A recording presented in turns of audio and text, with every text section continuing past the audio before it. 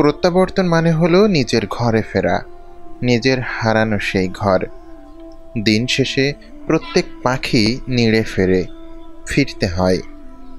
উস্তাদ জুনায়েদ জামশেদ একবার তারিক জামিল সাহেবকে উদ্ধৃত করে বলছিলেন, আমাদের শরীর মাটি দিয়ে তৈরি, সেই জন্য শরীরের যাবতীয় চাহিদা যেমন খাদ্য, বস্ত্র, বাসস্থান এ সমস্ত কিছুই আমরা মাটির মধ্য থেকেই পেয়ে যাই।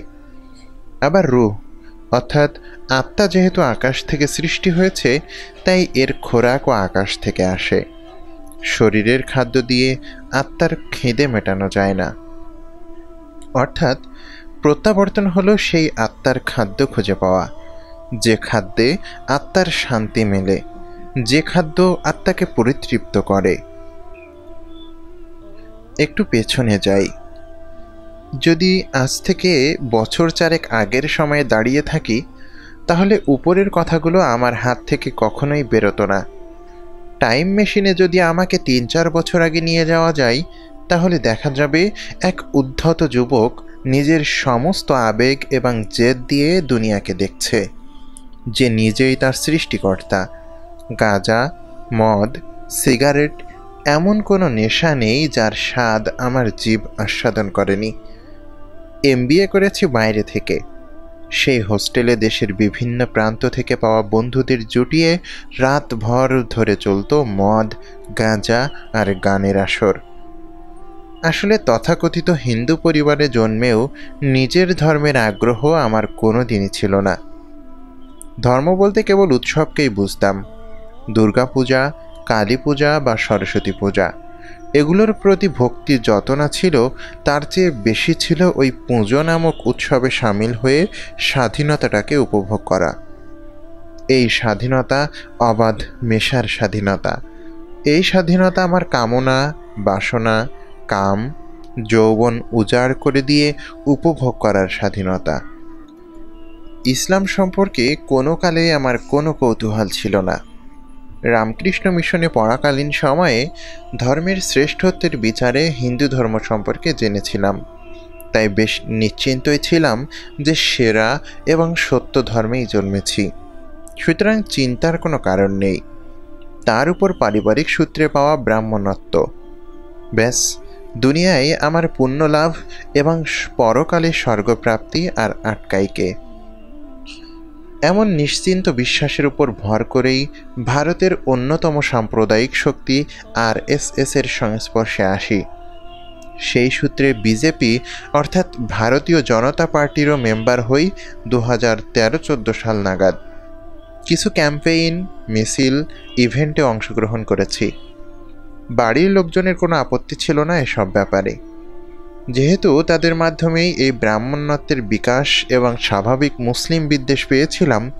ইসলাম সম্পর্কে কিছুই জানি না, কিন্তু আশেপাশের মুসলিমদের জীবনশৈলী দেখে এবং বেশিরভাগটাই অনুমান করে আমার মুসলিম বিদ্বেষ চরম মাত্রা পায় বিজেপি করাকালীন সময়ে।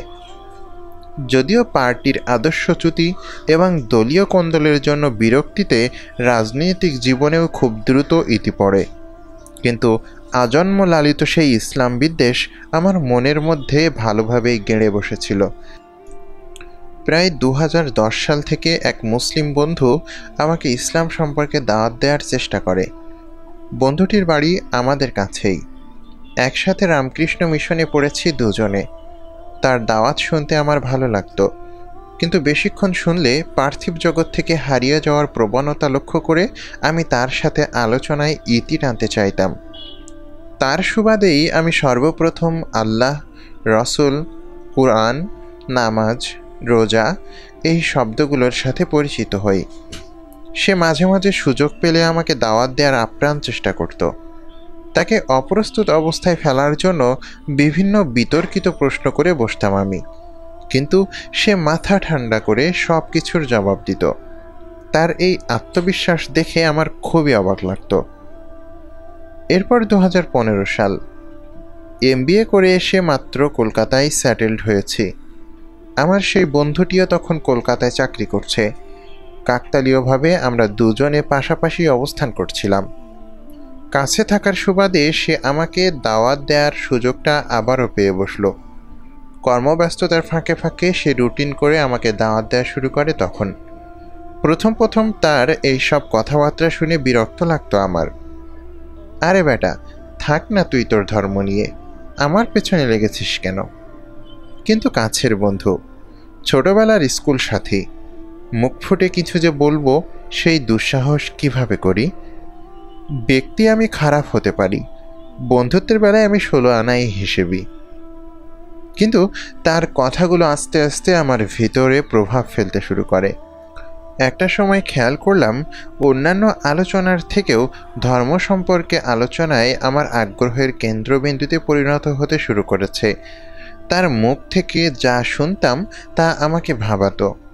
সে স্বর্গকে বলতো জান্নাত, নরককে বলতো জাহান্নাম। স্বর্গের সুখরাশির নানাবিধ বর্ণনা আমাকে মুগ্ধ করে তুলত। আর যখন নরকের কষ্ট, যন্ত্রণা, শাস্তির আলোচনা আসতো, ভয়ে তো আমি কুঁকড়ে যেতাম প্রায়। কিন্তু যতই আমি ইসলামের দাওয়াত পাই না কেন, আমার ভিতরের সেই ইসলাম বিদ্বেষ কিন্তু এক রত্তি পরিমাণও কমেনি। সুযোগ পেলেই আমি ইসলাম আর মুসলমানদের এক হাত নিতে ব্যতিব্যস্ত হয়ে পড়তাম। এই প্রসঙ্গ অনুসারে বলে রাখি, অনেক হিন্দু সম্প্রদায়ের মানুষকেই দেখেছি প্রকাশ্যে অথবা গোপনে নিজের মুসলিম বন্ধুদের নিয়ে কটূক্তি করতে, কুৎসিত আলোচনা করতে। সেই কটূক্তি বা আলোচনার বিরোধিতা তো কখনো করিইনি, বরং সোৎসাহে অংশগ্রহণ করেছি। এমনকি আমি নিজেও ব্যক্তিগতভাবে মুসলিমদের কত হাজারবার যে গালি দিয়েছি তার কোনো ইয়ত্তা নেই। সে ফেসবুকে প্রকাশ্যে কারোর পোস্ট শেয়ার করে হোক অথবা নিজের হাতে টাইপ করে।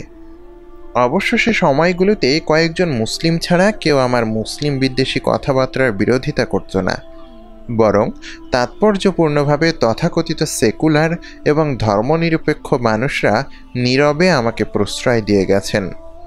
অনেকেই প্রকাশ্যে সমর্থন না করলেও আড়ালে পিঠ চাপড়ে দিতেন, বাহবা দিয়ে প্রশংসা করতেন। সে সমস্ত গুণীজনদের কথা যদি প্রকাশ্যে বলতে যাই, এখনই অনেক তাবড় সুপারস্টার বিপ্লবীর মুখোশ খসে পড়বে। সে আলোচনা অন্য দিনের জন্য না হয় তোলাই থাক। কোনো হিন্দুকে আমার এই অবিরত ইসলাম বিদ্বেষের বিরোধিতা করতে দেখিনি কোনো দিন। এখন রোজ সকালে ফেসবুক মেমোরি চেক করলে নিজেরই কেমন যেন অদ্ভুত হাসি পাই। কত ননসেন্স পোস্ট যে শেয়ার করেছি। যেমন বিজেপির তরফ থেকে করা কবির সুমন সংক্রান্ত একটি পোস্টার শেয়ার করেছিলাম একবার। তাতে বলা ছিল, রিভার্টেড মুসলমান মানেই ভয়ঙ্কর শয়তান, আর মনে রাখবেন দুনিয়ার প্রতিটা মুসলমানই রিভার্টেড। কি ভয়ানক ঘৃণার বীজ বুকে পুষে বড় হয়েছি সে কথা একমাত্র আমিই জানি। যাই হোক, কবির সুমন বিষয়ক কুৎসিত মুসলিম বিদ্বেষী পোস্টারটি দেখার পরে আমার সেই দীর্ঘদিনের মুসলিম বন্ধুটি আমায় ফোন করে পোস্টের ব্যাখ্যা চাই। রাত তখন 8টা বাজে। আমি তখন ব্যাঙ্গালোরে। সেই দিন 8টা থেকে রাত 2টো পর্যন্ত ধর্ম সংক্রান্ত বহু আলোচনা হয়। আমার মনে আছে বন্ধুটি সেদিন কোরআনের চেয়েও গীতা আর বেদ নিয়ে বেশি আলাপ আলোচনা করেছিল। সেদিন থেকে আমার সংকীর্ণ হৃদয় একটু একটু করে খুলতে থাকে। যত রাত বাড়ে পেঁয়াজের খোসার মতন হৃদয়ের স্তরগুলো ঝরতে থাকে। সেই সময় আচানক কোরআনের একটা আয়াত আমার মস্তিষ্কে আঘাত দেয়। আয়াতটি ছিল, বলো সত্য এসে গেছে এবং মিথ্যা বিলুপ্ত হয়েছে। অবশ্যই মিথ্যা বিলুপ্ত হওয়ারই ছিল। বনু ইসরাইল আয়াত 81। এবার আসি 2015 সালের ওই সময়টাই। নিজের অজান্তেই আমি ধীরে ধীরে হিংসা, ঘৃণার পথ থেকে সরতে শুরু করি। খুব ধীর গতিতে হলেও এই প্রক্রিয়া কিন্তু বন্ধ হয়নি। গীতার কিছু শ্লোক আমার ভিতরের আবর্জনাকে একটু একটু করে পোড়াতে শুরু করে। স্বাভাবিকভাবে আমার পরিবর্তিত চিন্তাধারার প্রভাব আমার ভার্চুয়াল লেখালেখির উপর পড়তে থাকে। না, তখন থেকে পরিবর্তিত মানসিকতা নিয়ে লেখালেখি করলেও আমি আর কোনো দিন হিন্দু ধর্ম কিংবা অন্য কোনো ধর্মকে গালি, অপমান, কটূক্তি কিছুই করিনি। করবই বা কেন? কোনো ধর্মই তো আমার পরিবর্তিত মতাদর্শের পরিপন্থী নয়। আমি বরং সমাজের কিছু চিরাচরিত নিয়ম তথা অন্যায় নিয়ে কথা বলতে শুরু করেছি। সাম্প্রতিক সময়ে আমি বিশেষ কোনো রাজনৈতিক মতবাদের সাথে জড়িত নই। সত্য মিথ্যা, অন্যায় অবিচারের মধ্যে ফারাক করতে শিখেছি। এমনিতে বরাবরই আমার ভেতরে ভয়ডর খুব একটা ছিল না, সাম্প্রতিক সময়ে তো একেবারেই নেই। তাই অনেকে অনেক কিছু বললেও চট করে উত্তেজিত হয়ে পড়ি না। আমার এমন পরিবর্তনের সাথে সাথে অবশ্য আমার প্রতি অনেকেরই ধারণা পরিবর্তন ঘটতে শুরু করেছে। এদের মধ্যে রয়েছে আমার খুব ঘনিষ্ঠ কিছু বন্ধু, পাড়ার দাদা, পারিবারিক ভাই। মাসে অন্তত দুবার বাবার শরীরের খোঁজ নেওয়া দাদা, আমার বাবা মা, এমনকি আমার এখনও না হওয়া স্ত্রী সন্তানদেরও খিস্তি দিতে শুরু করেছে। তার সাথে সেই সব দিনে পিঠ চাপড়ানো সেকুলার দাদারাও আক্রমণের ধার শোনাচ্ছেন উত্তরোত্তর। হুমকি তো আছেই, তার সাথে আমার রুচি পরিবর্তনের জন্য নানান উপদেশ। মৃত্যু ভয় আমার নেই, মৃত্যুকে উপহার মনে করি, পিছুটানো নেই। শুধু আমার প্রতি আমার এক সময়ের ঘনিষ্ঠদের পরিবর্তন দেখে উপলব্ধি হয়েছে, আগে আমি একটা নির্দিষ্ট আইডিওলজি বা ধর্মকে সারা দিন রাত গালি, অপমান, কটূক্তি করে তাবড় তাবড় মানুষের বাহবা পেয়েছি, আর বিরোধিতা করেছে সেই নির্দিষ্ট ধর্মের মানুষরা।